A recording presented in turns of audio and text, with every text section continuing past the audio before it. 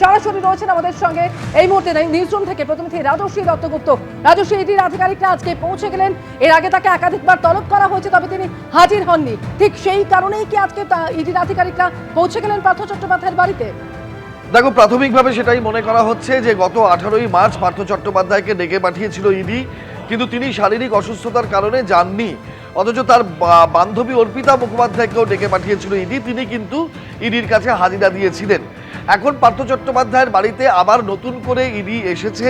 গোয়েন্দারা তাকে জিজ্ঞাসাবাদ করছে, তল্লাশি চালাচ্ছে, এবং এগুলোর প্রক্রিয়া শেষ হয়ে যাওয়ার পরে হয়তো জানা যাবে যে সঠিক কী কারণে ইডির গোয়েন্দারা এসেছেন। সব থেকে বড় যেটা কথা, আজকে 11ই মার্চ 2026 এবং 2022 সালের জুলাই মাসে এই গোটা ঘটনাটার শুরু। পার্থ চট্টোপাধ্যায় যেদিন গ্রেপ্তার হন সিবিআই এর হাতে শিক্ষা দুর্নীতি মামলায়, তৎকালীন শিক্ষামন্ত্রী ছিলেন তিনি এবং শাসক দল তৃণমূল কংগ্রেসেরও হেভিওয়েট নেতা ছিলেন। তো এইরকম একজন হেভিওয়েট রাজনৈতিক ব্যক্তিত্বকে সিবিআই গ্রেপ্তার করে চাকরি চুরির মামলায়, প্রাথমিক শিক্ষা দুর্নীতি মামলায়, এবং তারপরে স্কুল সার্ভিস কমিশনের যে নিয়োগ মামলা, তাতেও পার্থ চট্টোপাধ্যায়কেই অভিযুক্ত করা হয় এবং 3 বছর 3 মাস তিনি জেলবন্দি ছিলেন। এবং আজ থেকে ঠিক 5 মাস আগে 2025 সালের 11ই নভেম্বর তিনি জেল থেকে জামিনে মুক্তি পান। তারপর থেকে তিনি এই নাকতলায় তার বাড়িতেই রয়েছেন, যেখানে এখন আজকে এই মুহূর্তে এনফোর্সমেন্ট ডিরেক্টরেটের অফিসাররা আবার নতুন করে সেই শিক্ষা দুর্নীতির মামলায় আবার তল্লাশি এবং জিজ্ঞাসাবাদের জন্য এসেছে। এবং আরও একটা জায়গায় দেখতে পাচ্ছি আমরা, নিউ টাউনে প্রসন্ন রায়, তার বাড়িতেও তার অফিসে তল্লাশি চলছে। এই প্রসন্ন রায়ও কিন্তু পার্থ চট্টোপাধ্যায় এবং আরও যারা প্রাথমিক এবং অন্যান্য শিক্ষা দুর্নীতির নিয়োগে দুর্নীতিতে ধরা পড়েছিল তাদের সকলের সঙ্গে সম্পর্কযুক্ত, এবং মিডলম্যান বলেই সিবিআই ও ইডি বারবার এই প্রসন্নকে সম্বোধন করেছে।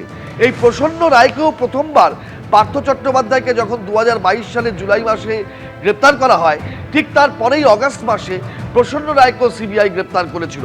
পরে সুপ্রিম কোর্ট থেকে জামিন পায় প্রসন্ন, কিন্তু তারপরে আবার ইডি তাকে এই নিয়োগ দুর্নীতিতেই গ্রেপ্তার করে, তার সম্পত্তি বাজেয়াপ্ত হয়, তারপরে আবার জামিনে ছাড়া পান এবং তারপরে আবার তার বিরুদ্ধে তদন্ত শুরু হয়েছে।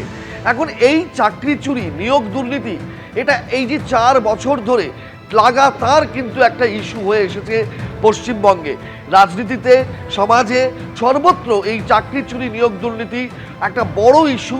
এবং এই পার্থ চট্টোপাধ্যায় যখন গ্রেপ্তার হন, তার বান্ধবী অর্পিতার বাড়ি থেকে যে কোটি কোটি নগদ টাকা এবং প্রচুর সোনা, হীরের অলংকার উদ্ধার হয়েছিল, সেই ছবি কিন্তু কার্যত গোটা সমাজকে হতবাক করে দিয়েছিল যে একজন শিক্ষামন্ত্রী এবং তার বান্ধবীর বাড়ি থেকে এই বিপুল পরিমাণ টাকা এবং অলংকার উদ্ধার হয়েছে।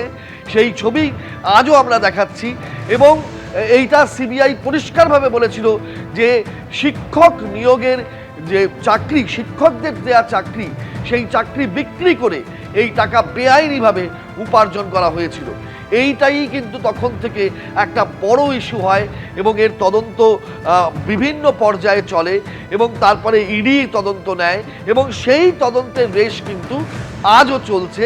এবং আজ নতুনভাবে আবারও পার্থ চট্টোপাধ্যায়ের বাড়িতে ইডির পৌঁছনোতে সেই পুরনো যে নিয়োগ দুর্নীতির মামলা, সেটা আবার নতুন করে আরও তদন্ত এগোচ্ছে, এটা কিন্তু বলা যায় নিঃসন্দেহে। এবিপি আনন্দ, এগিয়ে থাকে, এগিয়ে রাখে।